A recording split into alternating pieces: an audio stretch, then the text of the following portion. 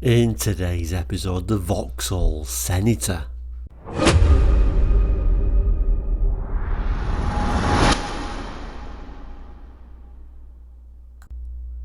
Hello and welcome to Quarterlight, your car brochure channel, the channel that looks at car brochures from around the world for the 60s, 70s, 80s and 1990s. A very niche subject, I know, and we're only a very small YouTube channel here, but please do consider subscribing. It is, looking back at cars we all remember. Anyway, we've been doing a series of this Vauxhall Opel brochure for the UK for 1985. Last week we looked at Carlton, which is actually, I don't know if I can show you that without, let me have a go at that again. There it is, the Carlton. We actually looked at the Carlton last week, which was a bit of a highlight car in the brochure because the sales were doing so well at this time. Well, of course, you could go one step further and get the Senator, and that's what we'll be looking at today. So let's turn our attention to the brochure itself. So here it is, Senator. It tells us here, sumptuously comfortable, unashamedly fast. I always liked the Senator, and it was always a bit of a highlight whenever you saw one. Of course, they weren't cheap cars, remember, they were expensive cars, kind of like competing against the upper models in the Granada range, if the Carlton was kind of like competing against the lower models in the Granada range. Strange how they split them up like that. So the flagship 4-door saloon, I always liked how they treated the rear lights. Let's just zoom in a bit on that. So yeah, very interesting sort of smoked light, rear lights on the Senator. It's very much an Opel thing, but at this time, of course, these were badged the Vauxhall Senator rather than the Opel Senator. And then the sort of flagship coupe, more sporty version, the Monza, even in the UK, was badged the Opel Monza, like the sportier model like the Manta was badged the Opel Manta even in the UK. So they went for the idea of throwing the more sporty models, I guess, with the Opel badge. But these were pretty quick cars if you spec them accordingly. Anyway, let's turn to the first page. So the first page really is kind of like a bit of an introduction page. It tells us luxuriously comfortable. This high specification Executive Express is also unashamedly fast and has everything you have a right to expect from a top of the range model. So I'm not going to read all this because it would be too waffly, I think, but we've got a little bit of an image up here where it's going through a wind tunnel, Pininfarina wind tunnel. When I first flicked through the page, I was amazed how, I guess it's unbadged, it hasn't got the Opel or the Vauxhall badge here, but from first glance it actually reminded me very much of a Citroen CX actually. And then down the bottom here, this is very 80s, isn't it? This sort of LCD display is very, very 80s. Apparently this, oh, we've got a visitor. Yes, hello Misty, sorry about that. Oh, the camera and a little bit of a noise was the Misty Cat. But yes, this is very much what is referring to as being in check mode. So maybe there was a little bit of a button you pressed to make sure everything was lighting up, I don't know. Or it just did that when on first start up, I'm not sure, but that's why it's showing 288. But yeah, let's turn to the models proper because we're going to look at the range here. So as we've noticed, the models in this brochure go from the top model down. So we're starting with the top model, the CD. So this is the 3-litre injection 4-door saloon Senator CD. And in fact, that digital LCD display would have been standard on this top of the range model. I showed you that image because it really doesn't really show it too well here. But we'll look at the text, then we'll come back to these lovely images. So it begins by telling us the Senator CD is a purpose-built businessman's express. As a top model in the Vauxhall Opel range, it has everything that the fast-moving executive expects in a car of this calibre. Big, tough and sophisticated was how Executive Car summarised the CD's appeal. Now, I think as an executive, I think you would be very lucky to get this as your company car. You would have been right at the top of the chain with these, of course, although of course you could, sorry, that was actually, we're having animal issues today. That is actually the not very often seen Oliver the dog doing a scratch. I don't know what he's up to. Anyway, yeah, so yeah, of course you could have bought this yourself as the car executive, but yeah, maybe a few people did get this as a company car. I'm not sure. You tell me if you know someone who had a 3-litre executive as a company car. It goes on to tell us it certainly has the performance. Around 127 miles per hour, where such high speeds are not illegal. Always progress is smooth and rapid with the silky 6-cylinder 3-litre fuel-injected engine developing 180 PS and the 4-speed automatic transmission and its overdrive top ratio aiding to the CD's big stride cruising capability. So a 3-litre 6-cylinder engine, of course, in lots of countries that wouldn't have been seen as that big an engine, but that was quite a huge engine to be cruising around with in the UK in the 80s, because obviously fuel prices are a lot higher than the rest of the world, and there's not as many places to open them up, of course. Certainly nowhere to open it up to 127 miles per hour, it must be said. Anyway, in engineering terms, a chassis development has been aimed at refining those aspects that influence ride comfort, road holding, overall smoothness and quietness. In fact, Senator road holding and handling qualities are probably the best for this class and size of car, with the front bumper and integral spoiler in particular cutting aerodynamic lift to give the CD unshakable poise at high speed. Made of polycarbonate, the spoiler also incorporates twin fog lamps. The styling too is totally modern. The high boot line is not only part of the CD's extensive aerodynamics, but also creates a huge 17.7 cubic foot of luggage space. Comfort, refinement and attention to detail are immediately apparent in the CD's interior. The trim is rich velour cloth. The driver's seat can be adjusted for seat back angle and height by means of smooth acting stepless controls to achieve the ideal driving position.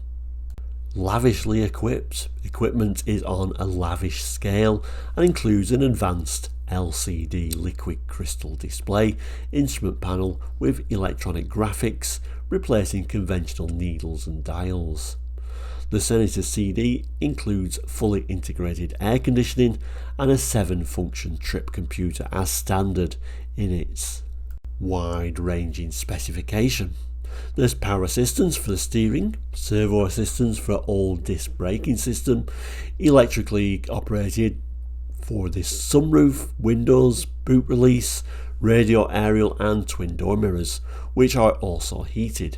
And ABS, the electronically controlled anti-lock braking system, is available as an extra cost option. It's strange that it's not put on as standard really, but I guess this is early days of ABS. One exclusive CD feature is particularly noteworthy, the special Securiflex windscreen. It can withstand extremely severe impacts from either side and can do so without creating sharp edges thanks to its sandwich layer construction.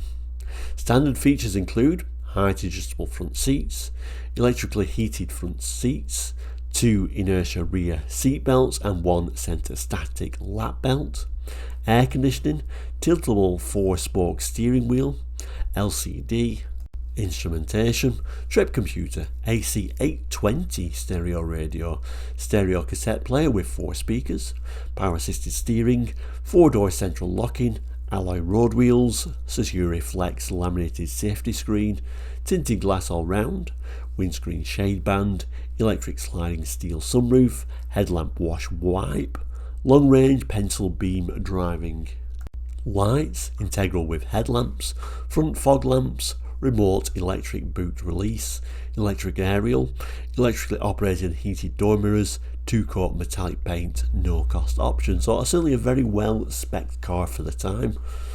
Obviously most of those features, bar, headlamp wash wipe, we don't even think about today, but back then that was a lot of equipment. So the model we're looking at, of course, is the Senator CD.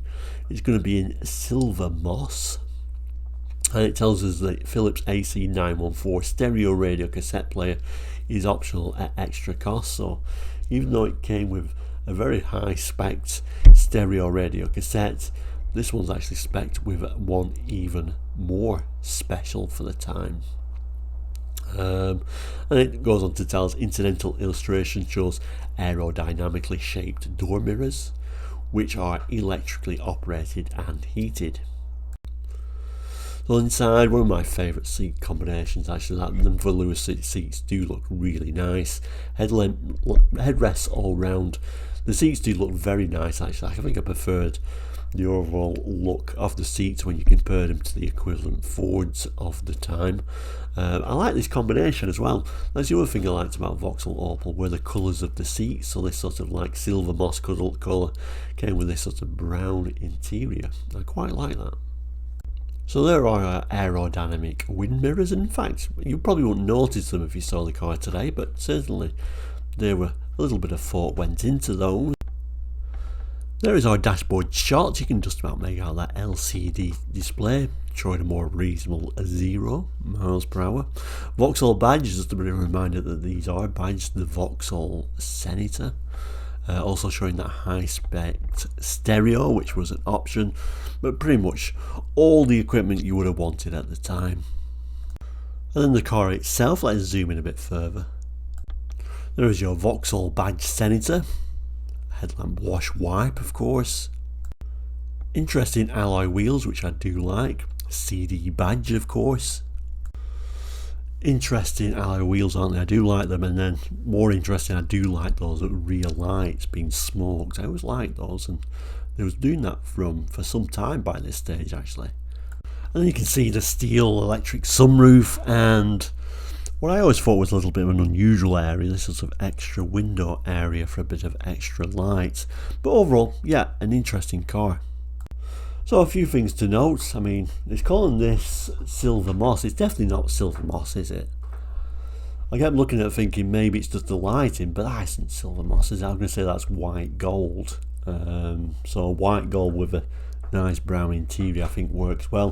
White gold I think was my favourite colour at this time, purely because it very much reminds me of this particular era. Anyway, like I say, let's move to the next model. So the next model is, like I said, you get two models at this time. So this is the lower model, almost like an unbadged model really. I don't think they had any badge on these. So this was, so you either get the CD or not the CD. But on this lower model you could get two engine choices. So you could get that 3 litre injection 4-door saloon, but you can also get a 2.5 injection, maybe, if that helps in sort of, I don't know what the tax rates were at this time. Was there a difference in tax between a 2.5 or a 3 litre, or was both those categories classed as being high in the sort of like company car segment? I'm not sure, you'd have to tell me that. But yeah, so this is the lower model of the two. Incidentally, it's also calling this, I've just noticed, white gold, and obviously it's exactly the same colour as the previous model, but still pretty high spec car really. I think you'll notice when we look at the pictures, we don't get that LCD screen, we just get conventional gauges, but we'll read the text and see what it's got. So it tells us above average standards of style, comfort and equipment are implicit in the term luxury car. The Senator goes further than most of its contemporaries in these respects. Driving ease, all Senators have opulent crushed velour trim. Anatomically correct seat design adds to the comfort, with features such as tiltable steering wheel and height adjustable driver's seat, epitomising the attention to detail that makes any Senator so effortless to drive. And long high-speed journeys bring into focus the advantages of power steering and the benefits of a high sophisticated heating and ventilation system, complete with rear compartment heating ducts. The Senator 2.5i is a magnificent introduction to Senator-style motoring, with a powerful yet economical 6-cylinder fuel-injected engine, fully independent suspension, disc brakes front and rear, and a 5-speed gearbox. The 2.5i engine itself now incorporates the Bosch LE Jetronic fuel injection system and 12 crankshaft counterweights to give impressive fuel economy and extra smoothness.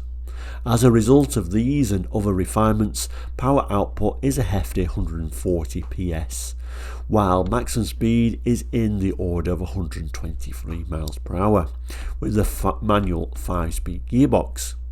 The comprehensive range of luxury features, many of which are highlighted below, add to the Senator's extensive refinement. The Senator 3-litre-i combines even higher levels of equipment with powerful performance from the 3-litre engine, also incorporating the Bosch LE Jetronic fuel injection system with special fuel-saving features. Also strong on economy, there's the 4-speed automatic transmission. Optional at extra cost on the 2.5i, with its overdrive top ratio. Alternatively, the 5-speed manual gearbox can be specified for the 3-litre-i at no extra cost. So you get the 3-litre, you got a choice of your manual or your auto, no extra cost. So special features, or other standard features. So even though we've got the CD and then we've got this so-called lesser model with a 2.5 or a 3-litre, the 3-litre one still has a little bit extra equipment on over the 2.5, so it isn't just an engine choice. So it starts by telling us cloth trimmed rear head restraints on the Senator 3-litre-i, height adjustable driver's seat, tiltable 4-spoke steering wheel, full sport instrumentation, AC 441 radio stereo cassette player for the 2.5i, AC 741 stereo radio stereo cassette player for the 3-litre version, cassette storage facility, 5-speed gearbox Senator 2.5i, auto transmission for the Senator 3-litre-i. We also get power assisted steering as standard, 4-door central lock-in, tinted glass, sliding steel sunroof, headlamp wash wipe, front fog lamps, electric boot release, and electrically operated and heated door mirrors.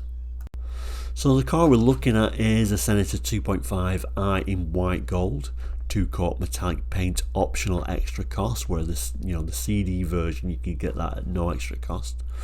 Other extra cost options fitted include automatic transmission and rear seat belts. Incidental illustration shows the Senator 3-litre-i, comprehensive instrumentation and optional air conditioning at extra cost, and driver's seat height adjuster standard on all models. So that, of course, that aircon was standard on your CD version. So a bit of a glimpse on the interior. And this image is showing the seat adjuster. Rear armrest, also showing the optional extra seat belts for the rear. And also notice on this 2.5 we're not getting the rear headrests. The dashboard shots with the more conventional gauges. And then the image itself, like I say, white gold, I always really like that colour. But overall, you notice you don't really lose that much from the CD. I think you would have been quite happy with even the 2.5. There seems to be all the equipment you needed at the time, but maybe it was just a bit of a bragging point to say you had the CD, the flagship of the range.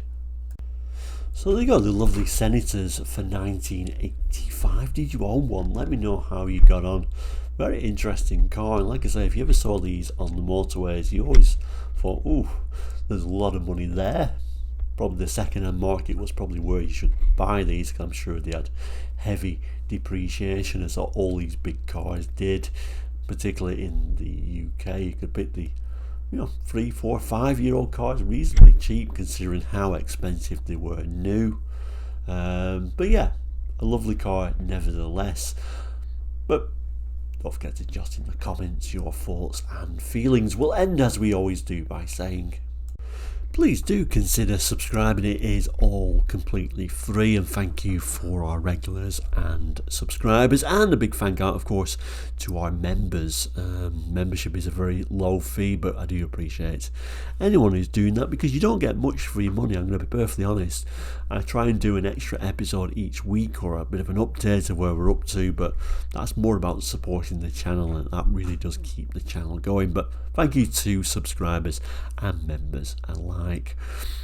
Overall, thank you so much for watching the Vauxhall Senator brochure. If you missed any of these episodes in this series so far, I will of course make a bit of a square up there somewhere which you can click on to see the other episodes in the series, and eventually all the episodes in this Vauxhall Opel brochure for 1985 will appear there.